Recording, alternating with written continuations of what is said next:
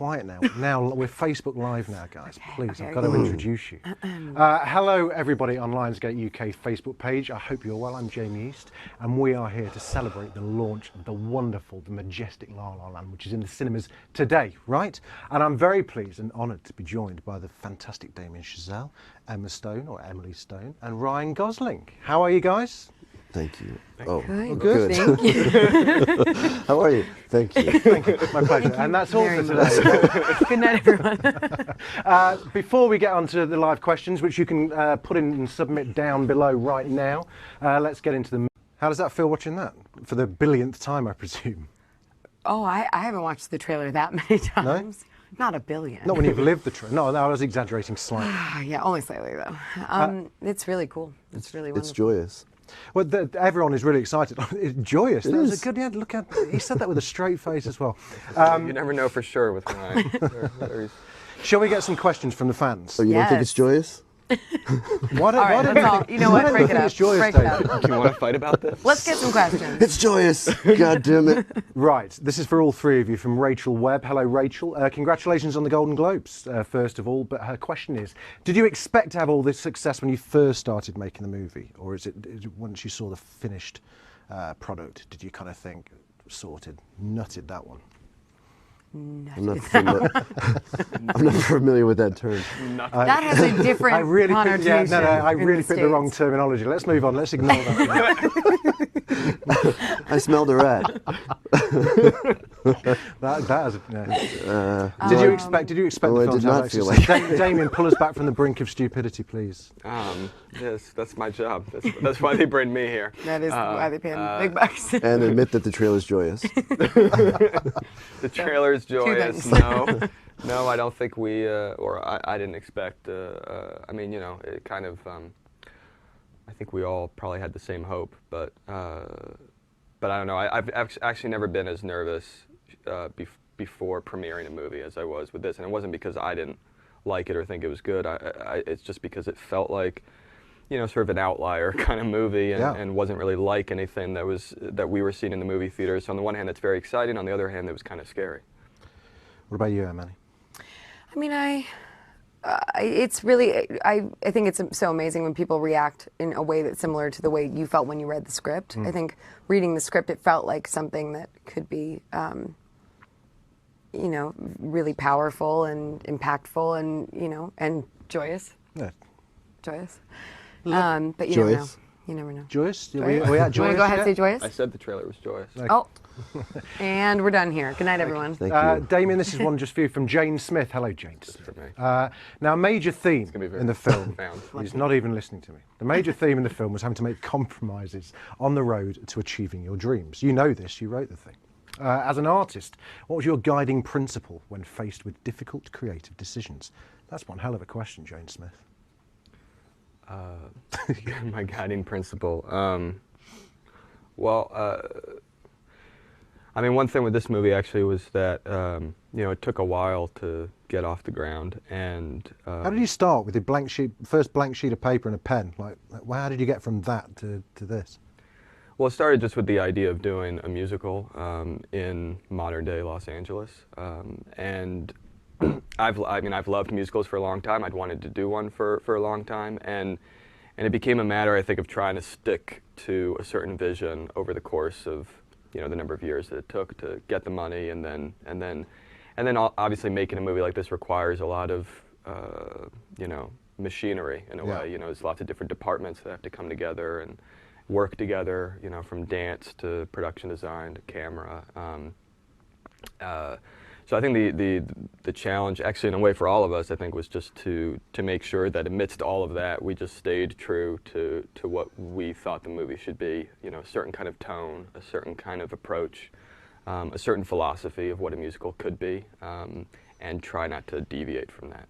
Stay on target, that is the answer there. Thank you, Jane. Now, Aaron, this is for you, Ryan and Emily. What resonated in the story the most with you in regards to your own careers whilst you were struggling?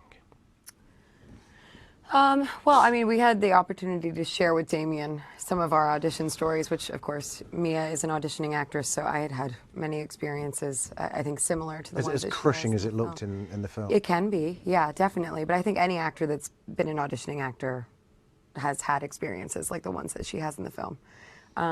So that was pretty resonant for me, I would say. I really felt a connection to Sebastian's plight to save jazz, even though I had no knowledge of it or natural ability for it.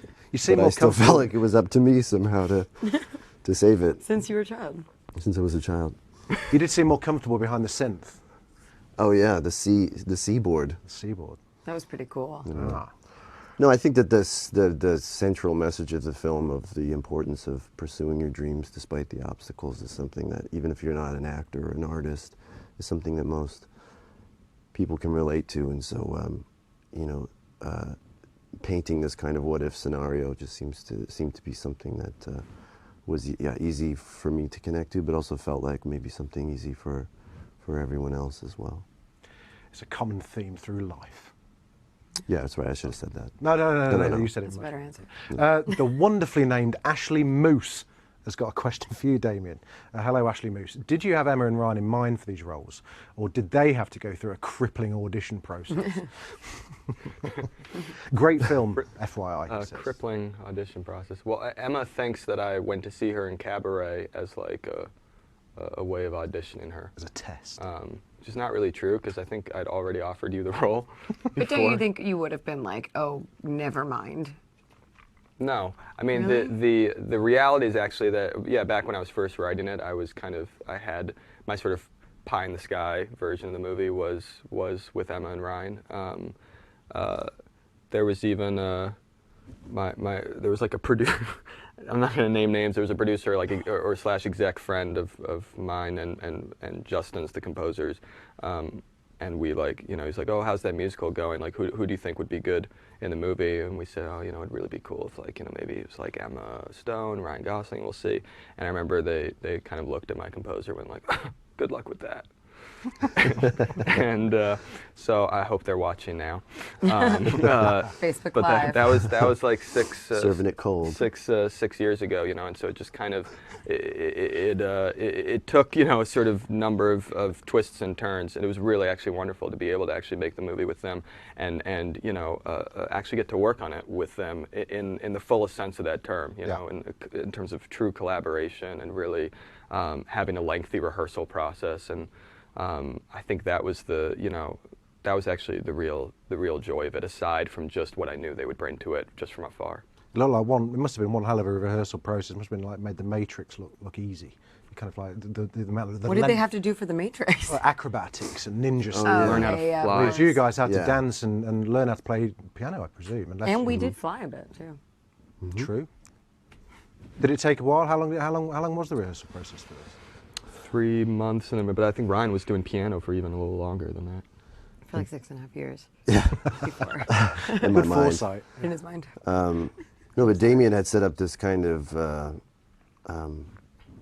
musical boot camp, if you will you? Joyous. Okay. It was joyous, and there was just a space where there was a room for dancing, and a room I had a piano in one room, and wardrobe was there, and there were people dancing on cars in the parking lot, and the scenic painters were painting, and it just was a really infectious and creative place with a lot of energy, and everybody was kind of feeding off one another's energy, and it was I don't know, I think it was joyous. I kind of wish people would stop feeding off of my energy so much because we're like Well, emotional stop- vampires. maybe if you stop feeding them Like a your bunch energy. of emotional vampires know? everywhere. Emma, Chloe Collins would like to know, which was your favourite scene to shoot? I think ultimately it was the hilltop duet number that we shot in Griffith Park because we had rehearsed that dance number for about 4 months by the time we shot it. So, and we had an hour a day to get it. We had 2 days. Wow. Shooting it at magic hour. So the stakes were really high, but it was really amazing, and everyone was kind of, jumping up and down. And I would dare say joyous when we got it. So that was It'll be on the really billboard fun. by the end of the by the time we come off Facebook Live. Joyous Facebook Emma Live. Stone in brackets. Ryan, Sarah Come Spillers. feed on her energy. Don't. And even if Please she, don't. Even if she, Please don't. Even if she pins you down. Sarah Spillers, for you, Ryan. You told Ellen that your musical sequences were filmed in a single take. How many times did you rehearse a sequence before filming it? Did you tell Ellen that? I presume Ellen. What Ellen are we off of talking Ellen. about? I presume the famous Ellen DeGeneres, I presume. And I told her, You told her that your musical sequences were filmed in a single take. yeah, that's true, right? Yeah. Right, like long takes. Yeah. Okay. How many times did you rehearse the sequence before filming that single take? Okay, I get it. It sounds like an accusation, but it's really just a Yeah, question. She does sound quite told her. aggressive. Sarah, I'm a little just defensive, relax. I apologize. Relax. All right, calm down. Well, if you'd let me feed off your energy. Ryan, could you? No. I'm Well, pretty I tired. couldn't say how many times we rehearsed. We rehearsed for 3 months. Constantly. It was really any time we had a free. Let's say 20 moment. times a day for 3 months, Sarah. Will that do you? I think that'll probably satisfy us. A lot. Fine, a lot. 60,000 times. That is, I reckon it was about that. Damien, Zach Cameron would like to know, after the undeniable success of Whiplash, what is it about jazz that speaks to you on a level? And try and do it without mansplaining. Well, Thanks, Ryan. But I mean, you're a man explaining it, so just try. Good God. Um, a nice way to what- say that, what- Karen. Karen. Well, I mean, I played. What was it? The question was. the question was, after Whiplash, what is it about what is it jazz? about jazz Right. that really kind of... Well, I mean, it's actually kind of hard to say for me because it's just. I think it's just it happened to be the music that I grew up playing and listening to the most, in a kind of. It was playing in the household. It was all. It was. I happened to be going to a school that had a really, intense and top-notch jazz program. So all these things were actually kind of out of my control. It was just through the circumstances that it became this important thing in my life. And I had a very formative, very intense teacher who, kind of drilled a lot of things into me, including a passion for the music and for jazz history and for the whole kind of mythology of it. So I think in a way it's just those sort of personal things in my past that kind of keep drawing me to it. I don't play jazz as much anymore. But I think that is the reason probably that I, kind of the past few movies I've sort of. It's in your blood. I don't know if it's in my. It certainly was something I wanted to be in my blood. I tried very hard to be a jazz drummer, and I just never was quite good enough. But I could. But at least I can make movies about it. It's the next best. Not a bad payoff. Jane Cunningham, this is for you, Ryan. What song from the film really resonated for you when you first heard the soundtrack? Which was the one that you were looking forward the most to recording? And The first song that I heard was the central theme of the movie that I play on the piano when my City character of meets Stars. Emma's character for the first time. No, it's just the central theme. Oh, It's, okay, yeah. What's the name of it? Me and Sebastian. I mean, it's just the theme. Yeah, me and I mean, there's Sebastian. no Is it not song. called that There's no song anymore? for it. Oh, okay. Maybe that's the track. Yeah, the The do do do do do do. Is that what you're talking about? yeah. Is it? We call it me and Sebastian's theme. Or we did originally. I just call it the theme. After I met with okay. Damien for the first time, I asked him if I could hear, I was just, Was that the first thing I sent? yeah, you used to send Yeah, me that. yeah. And it just got me, and it still does. a I great should piece be of sick of it, but I'm not. I think it's so. they haven't even really- seen. I keep forgetting that people haven't seen it yet. It's out today. There's a. Why are you watching this? Just go to the theater and go watch La La They'll Land. be watching it on the phone already. They're watching it on the phone in the theatre. Oh, I hope not. You're right. This is actually. These are all people live on Facebook. In the You're in the theater. theater Follow watching the movie right now. For all of you, Ariba Siddiqui. I love this movie so much, and I've had the soundtrack on repeat for weeks. Uh-oh, so she's in the theater. Heart, Right now. heart eyes, smiley emoji. Which song is your favourite now? I guess yes, you've just answered that for you, Ryan. But what about you, Emily and Damien? Which is your? I love City of Stars. City of Stars gets stuck in my head a lot, and it's a little bit embarrassing at this point because I'll walk around singing it, and I'm like, oh, it's not a very Your own song. Who? Yeah, well, it's not my song. George Michael used to dance to his own music in nightclubs. I say you're okay. All right, you know what? Then it's fine. I think We're that's fine. actually good. That's okay. For me, why not? I mean, I don't know. I mean, I think the in terms of like looking back on the process, the one that actually came out the most naturally and quickly, and that felt the most emotional coming out was the sort of we call it audition, the sort of audition number that my favourite. That reminds me of that Rainbow Emily does. Connection a little bit. So that's actually, yeah. So someone else mentioned that. Thank you, because I think that's a beautiful song. I don't know. I just remember when I was first kind of played that melody, and when Benj Pasek and Justin Paul, our incredible lyricists, first read the lyrics to that song, and it had been this placeholder in the script for years. That was actually one of the last songs to kind of come into place, but when it did, it was so kind of organic and effortless. And it was probably also one of the first numbers that I played for both Ryan and Emma, when they came on board, and just, it just seemed to kind of sum the movie up. But you can go and listen to it even before you go. On the way to the theatre, you can put on Spotify or Apple Music and check out the soundtrack now, because it's absolutely fantastic. Paige Gui, for Ryan and Emma. You've been exposed to lots of different dance styles while shooting the movie. Which one is your favourite? Tap. Tap? Tap dancing, definitely. I don't think I'm a fantastic tap dancer at this point, but it's so much fun. Well, I think you're a fantastic tap dancer. Look at that, silver tongue cavalier. And no, but you are. But what was the name of that dance step that we did? What was the name of that dance that we did outside of Angel's Flight? The Shim Sham. Yeah, the Shim Sham. The Shim Sham's fun. Our one of our assistant choreographers, Jillian, is a great tap dancer, and she said that the international handshake for tap dancers is this thing called the Shim Sham. So anybody at home that tap dances, no matter where you live, apparently, you know the Shim Sham. So right, okay. if you ever see us on the street, just do the Shim Sham. Just start the Shim Sham, and we'll try to do it along with you. You said that, one day you'll be terrified. We're gonna be called the Shim Sham somewhere. Shim and Sham. Shave and a haircut. 2 bits. Damien, Robin Nguyen, I believe, apologies if I got that wrong.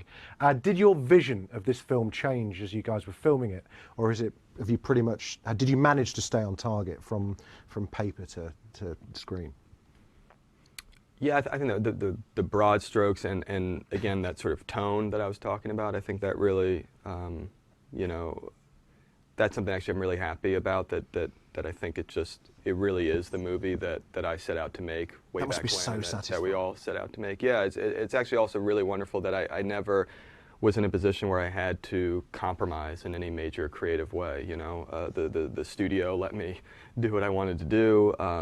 I felt like all of us were allowed to take risks and to really try things out without regard to what would be commercial or, so it was actually this wonderful kind of process. Certainly lots of things changed as we found, as we explored the characters and as we explored the numbers and as we put the movie together. Things changed in the way that you want them to change. They got better, is what I think happened. But the idea behind the movie never wavered. Good for you. For all of you, from Christy Hodge. Hello, Christy.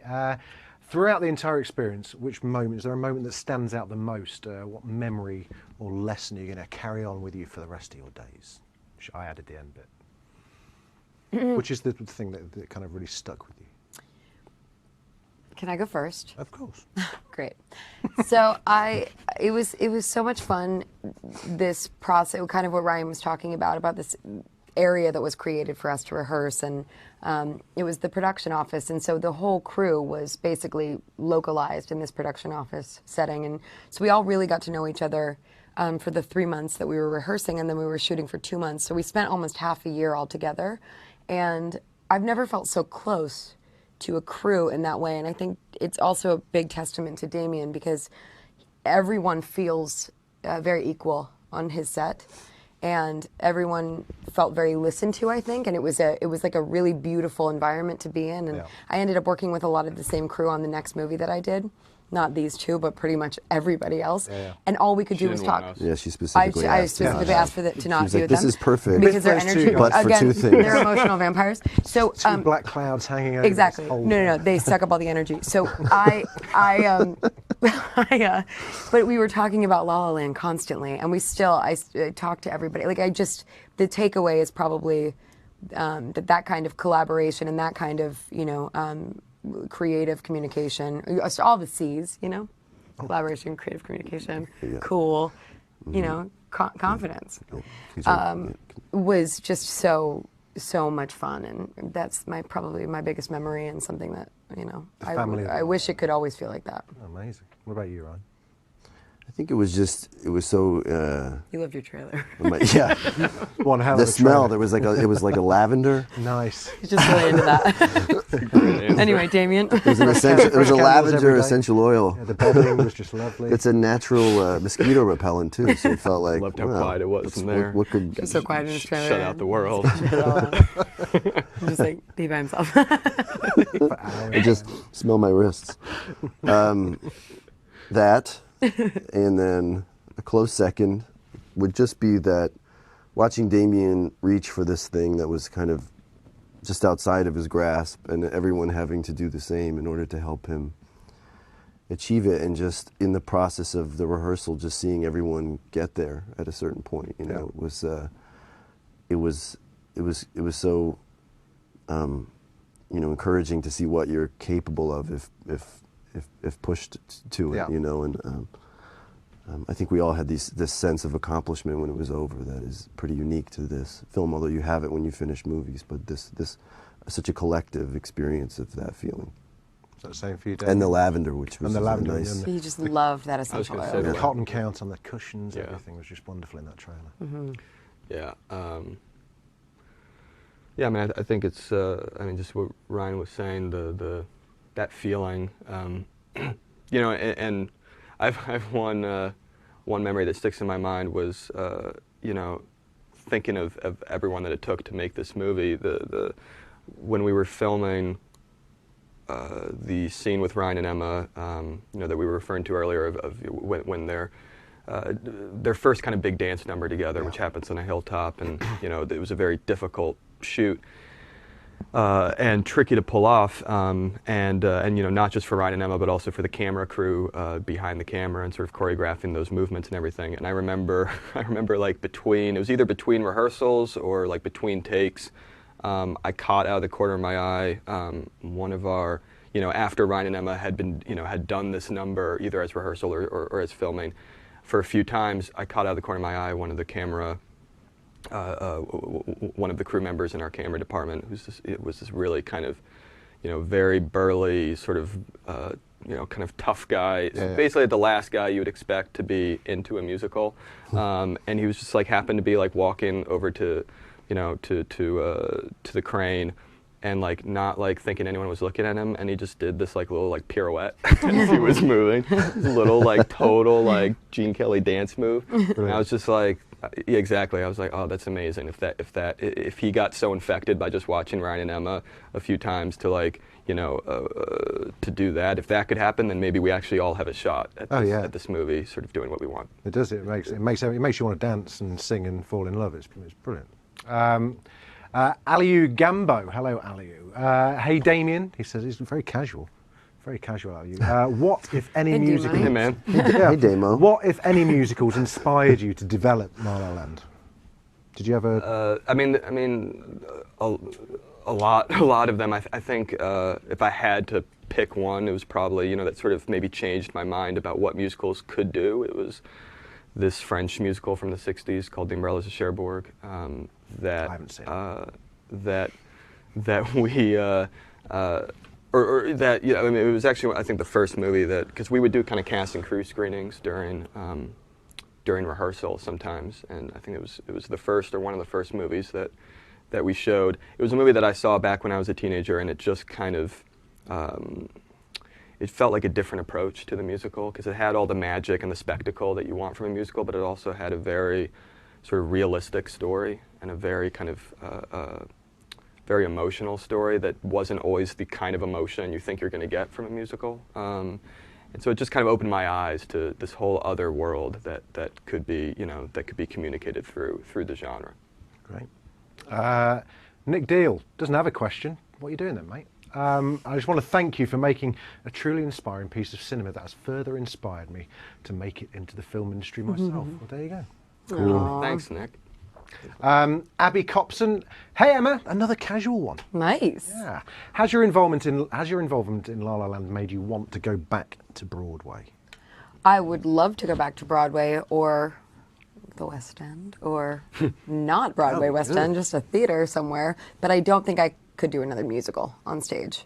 I don't think I have the pipes for it. That they don't hold up that well. So. But I mean, I would. If there's a musical where someone just is a mute, maybe. Yeah, I would be a great mute in a musical. A mutesicle. A mutesicle. Joyous. The joyous mutesicle. Last question. Oh, no, hold on a second. I'm going forward, going backwards. Last question. Well done, Amy Smith. You got the last one in. I guess this is to all of you guys. What advice would you give to young and aspiring actors today? Brian? Did you say Brian? Brian. That's his name. What advice would I give to aspiring? Well, I think it's different now than it was when I started. The version that's presented in the movie of moving to Hollywood and auditioning and all of that is still a viable option. But you also can, make movies on your iPhone and put them online, or make things with your friends. And there's just so many more ways to create opportunities for yourself. It's a good way of learning the chops, isn't it? Or just you can create, things that are as like in they say in the film, that are as interesting as you are. That you don't have to, wait for someone to give you an opportunity. You can kind of make those opportunities for yourself a little easier now. All right, then I'll just stop auditioning and But you, any advice? Writing my own things. I was just trying to remember what my line was in the movie, because that sounded. I'll make history instead. There you go. You've been in editing for a long time. Then my work is done here. Great. I've seen the movie a few more times. Yeah, that's fair. Any advice for aspiring young Emma Stones out there? Well, to all the young Emma Stones. Oh boy, oh boy.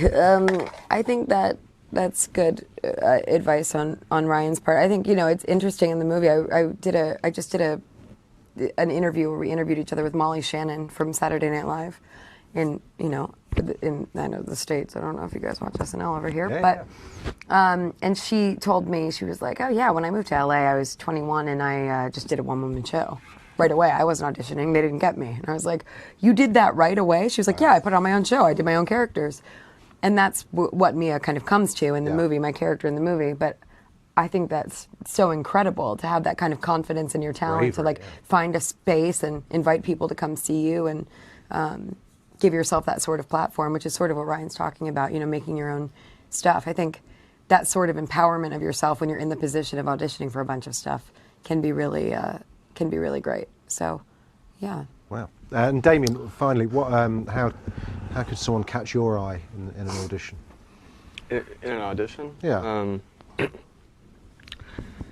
I don't know. I mean, one thing I think I wanted to try to capture in the movie is that auditions are kind of, it's like this, it's this sort of unfortunate system where I think it's very hard for actors to be their best selves in an audition. And so I think it's actually, for whoever's behind the table, whether it's me or a casting director or whomever, it's kind of their job to try to see through some of the restrictions of an audition and just try to see. I mean, that's why sometimes it's good to just talk to people. I mean, I think what's actually part of Mia's Emma Stone's character, what's part of her journey in the movie is actually somewhat what was my journey as well, is trying to find a way to make stuff personal, and try to find a way to make it a reflection of yourself. That doesn't mean that you just write stories about yourself or you just play a version of yourself, but it means that you have to kind of find a way of like burrowing your own innermost kind of private, maybe even embarrassing, experiences or emotions or feelings into whatever you're doing, even if you're writing something about the Middle Ages or playing an alien, from a different galaxy. Like you try to make it. I don't know why Emily's laughing, but you try to, I was making a point. You try to make it feel like it's from our galaxy. No, you made a good point. I had a joke going in my head where I was just going to say. About the galaxy? No, it isn't every part an alien from a different, I thought every part I've ever played was supposed to be an alien. That's what acting is, right? You're playing an alien from a different galaxy. It didn't work. I don't even know what's happening anymore. And we're live. Thank you, Amy, for your question. Well done. And I'm really sorry we couldn't get to all of the questions. No, there are lots more. We're too busy talking about aliens from galaxies. We're just going to talk about aliens didn't work. and joyous and feeding off Emma's alien energy. Please don't. Ryan Gosling, Emma Stone, Damien Chazelle, thank you so much for joining us on Facebook for this lovely Q&A. La La Land is out right now. What the hell are you waiting for? Go. It is fantastic.